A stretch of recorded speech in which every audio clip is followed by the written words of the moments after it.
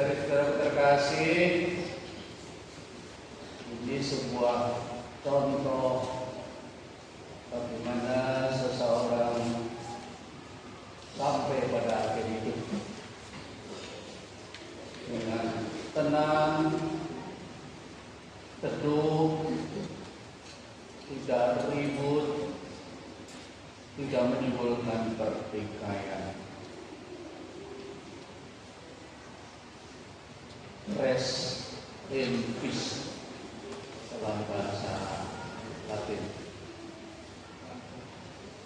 Saya membaca dalam rubrik tidak ada homili sore ini. Benar kan? Ya. Yang ada hanya renungan. Boleh saya buat renungan satu kata? Ya. Satu kata saja. Itu kata salib. Salib, cross. Kalau mau diringkas isinya apa toh?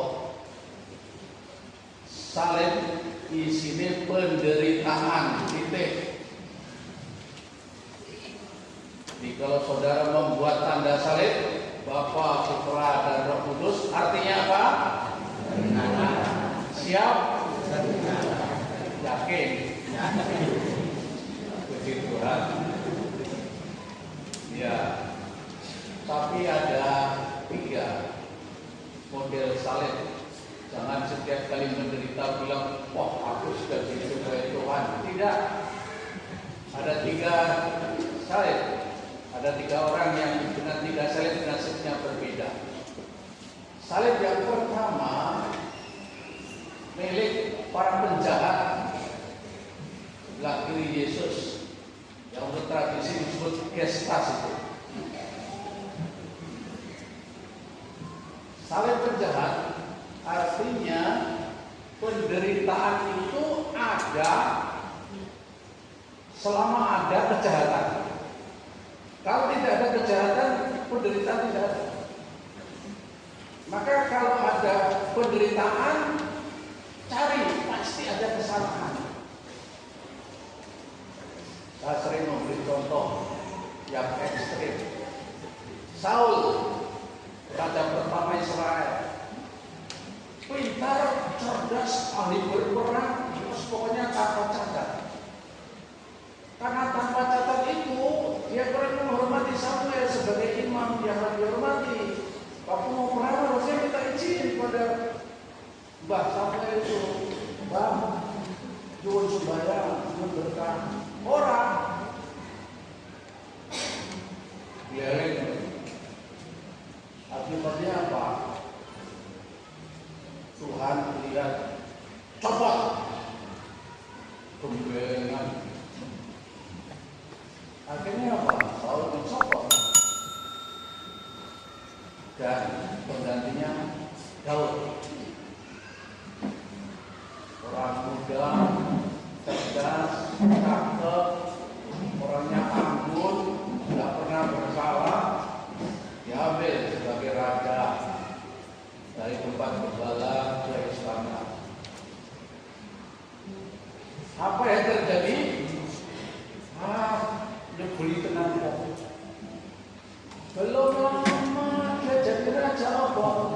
Suka ngintip loh. Mungkin dia kalau panglima perang itu, ayo maju berperang. Dia bilang, kamu aja di sana. Dia lagi balapan seperti pastoran itu, bilo selingkuh sama perempuan. Udah punya suami lagi. Coba, kalau Tuhan dibuat seperti itu, Yobed itu kan tidak. Jahat, menderita. Maka anak yang hasil selingkuhan itu, apa yang terjadi? Mati kembung.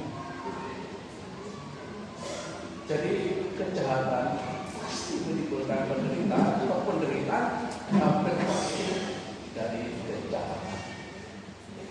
Yang pertama, maka jangan mudah menyalahkan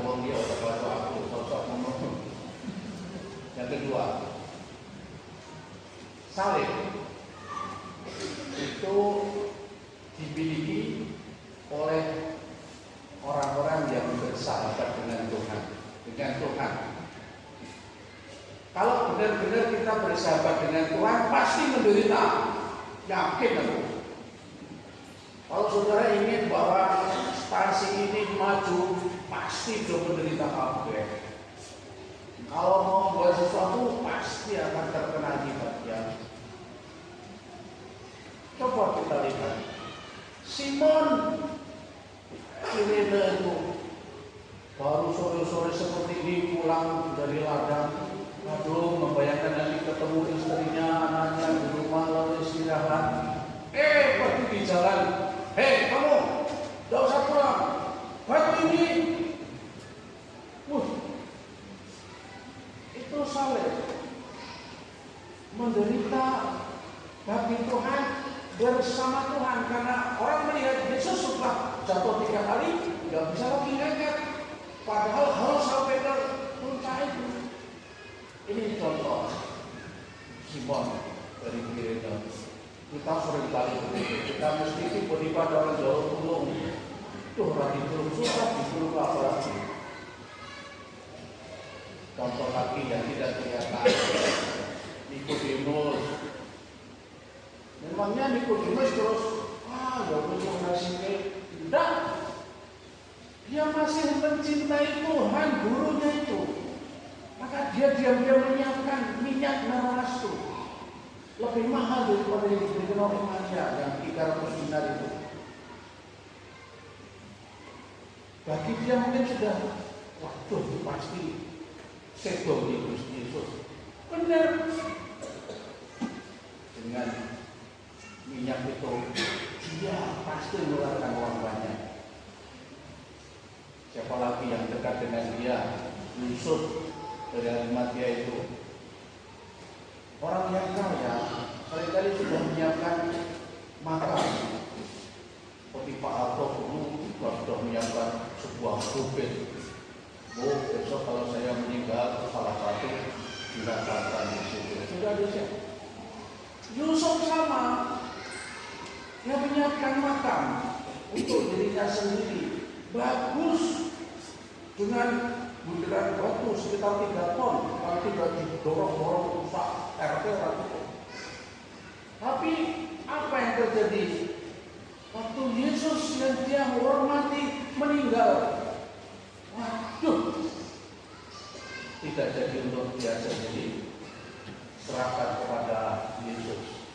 Makam itu masih baru, belum pernah dipakai, dan dialah yang mengurus.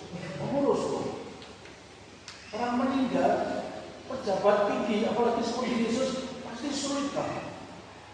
Saudara masih ingat barangkali dengan Bapak Usuk kita, Monsignor Sugiya Pranoto, meninggalnya di Den Haag, Belanda. Seluruh Indonesia, para menteri ngurus, presiden ngurus, sampai akhirnya dimakamkan di Semarang, Pahlawan. Yesus lebih daripada Sugiya Pranoto. Maka kalau Yusuf Arimatia mengurus, itu benar-benar dia orang yang dihormati oleh kaisar, oleh gubernur. Jadi ini yang saya sebut orang menerima penderitaan salib bagi Tuhan yang pada hari-hari biasa tidak kelihatan. Dan di sepanjang jalan hanya sekitar 1,5 kilometer itu, kita masih lihat pasti yang pernah pergi ke Yerusalem itu, di jalan salib itu. Ibu Veronica yang berlegenda itu, kasihan aku orang-orang sini, aku leweran situ darahnya. Lalu dia berinisiatif mengambil kain yang masih bersih, dilakukan dari saudari Gusti, ada cap untuk tradisinya. Coba. Itu orang-orang yang mau menderita demi Tuhan. Pasti kita juga lah mendaftar. Kalau disebut orang Katolik, belum tentu kita lancar dalam hidup kita dan karya kita. Itu salah satu. Tapi yang ketiga adalah salib Tuhan Yesus.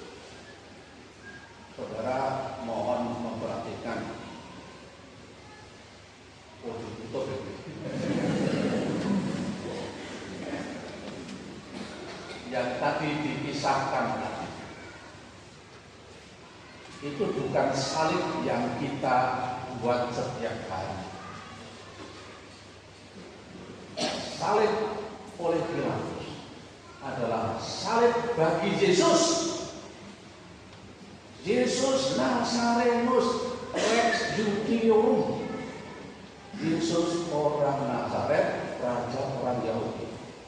Yang kita rayakan Jumat Agung bukan itu,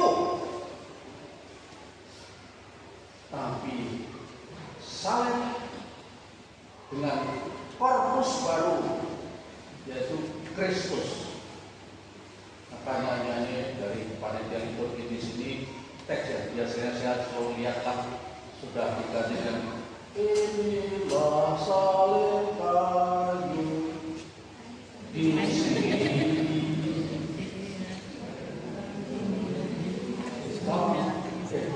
Di sini bergantung Kristus, penyelamat dunia. Yang kita katakan cuma agung itu, inilah salib kayu. Bergantung Kristus, penyelamat dunia. Maka kita boleh memuji karena dia bukan raja orang Yahudi, tapi raja penyelamat dunia. Kita kalau raja penyelamat dunia artinya tidak akan ada yang gagal, tidak ada penderitaan yang menggagalkan. Bahkan penggarong atau penjahat itu dia dibebaskan dari hukuman mati. Petrus yang sudah 3 kali murtad di depan publik,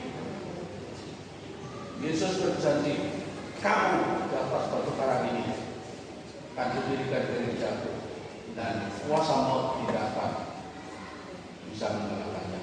Jadi janji Yesus seperti dalam kita baca tadi, tidak seorang pun yang akan hilang.